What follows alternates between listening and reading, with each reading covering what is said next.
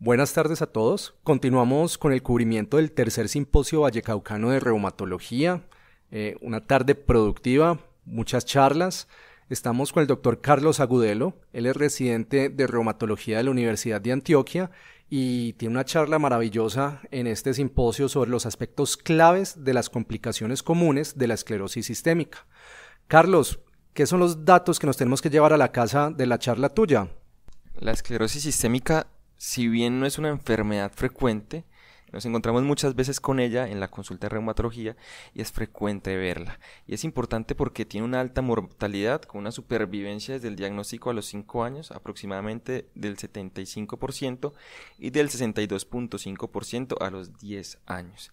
Las manifestaciones comunes más frecuentes son las cutáneas y las gastrointestinales, que se presentan en más del 90%, sin ser despreciables las complicaciones renales, pulmonares y musculoesqueléticas. Dentro de las complicaciones cutáneas más comunes que vamos a encontrar y que tenemos siempre que tener en cuenta son la esclerosis cutánea, las contracturas articulares, el fenómeno de Raynaud, la calcinosis. Y de manera importante tenemos que tener en cuenta que todas estas anteriores manifestaciones o complicaciones impactan en algo muy importante, que son las úlceras digitales, que son manifestaciones que se pueden presentar secundarias al fenómeno de Raynaud, a la calcinosis o a la contractura. Y es importante porque la mayor parte de los pacientes van a tener dolor, discapacidad y disminución en la calidad de vida.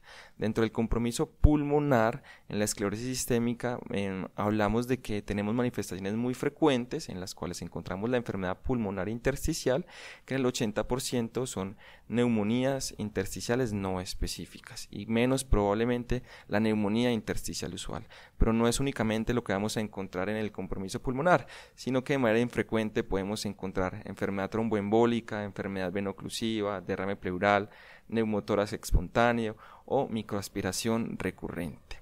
Adicionalmente, podemos tener en cuenta que el 90% de los pacientes con esclerosis sistémica tienen alguna afección gastrointestinal que puede afectar todo el tracto, desde una disfagia orofaríngea que se presenta en el 25%, compromiso esofágico del estómago, del intestino delgado y del intestino grueso.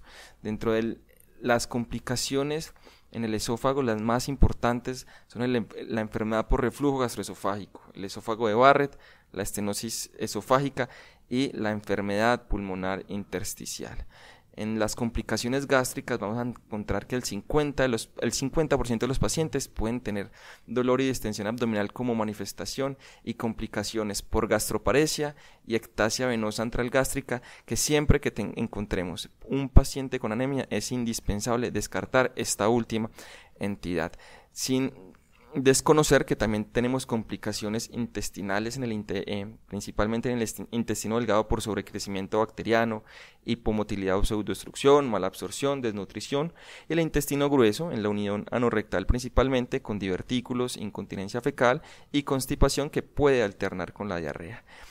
Pasando al compromiso renal en esclerosis sistémica, tenemos un amplio espectro que puede comprometer la esclerosis en los riñones, y es principalmente con esos pacientes que tienen reducciones aisladas de la tasa de filtración glomerular, proteinuria aislada, aumento de la rigidez arterial intrarrenal o en algunos casos la crisis renal esclerodérmica, que se presenta más frecuentemente en la esclerosis sistémica variedad difusa y que puede ser hipertensiva o normotensa.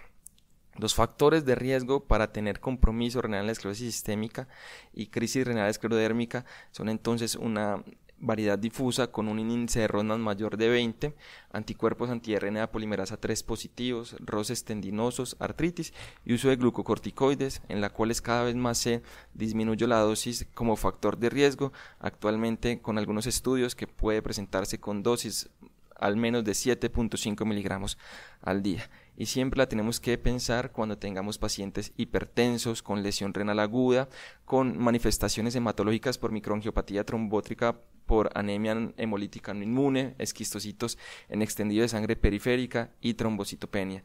No olvidemos que todos los pacientes pudiesen tener compromiso de órgano blanco por retinopatía o encefalopatía hipertensiva, falla cardíaca aguda y pericarditis aguda.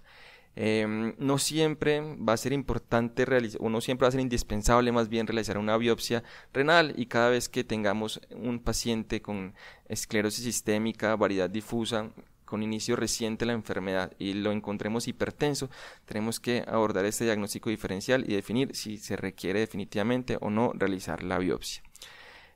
Todos estos aspectos, ¿por qué son importantes? Porque actualmente la principal causa de muerte en los pacientes con esclerosis sistémica es la fibrosis pulmonar, la hipertensión arterial pulmonar, y si bien ha decrecido en los últimos años, la crisis renal esclerodérmica es una causa frecuente aún de mortalidad en estos pacientes. Entonces siempre tenemos que tener en cuenta que las complicaciones de la esclerosis sistémica son frecuentes y tienen una implicación en la supervivencia, y que dependiendo del tipo de o del subtipo de la esclerosis sistémica se pueden presentar algunas complicaciones más frecuentes, y que el reconocimiento de estas complicaciones nos puede llevar a unos mejores desenlaces. Carlos, muchas gracias por este resumen de esta charla tuya, que está interesante. Les recuerdo a todos que es una charla que está en medio de este simposio FIGITAL, el tercer simposio vallecaucano de reumatología. Los invito a que se inscriban, todavía están a tiempo, estamos hasta mañana 21 de mayo. Por último, deseo recordarles inscribirse al sexto simposio Reumatimes. Estaremos del 2 al 5 de junio cubriendo el Congreso EULAR 2022 con los resúmenes de los tópicos más selectos. Gracias, y continuaremos con el cubrimiento de este simposio más adelante.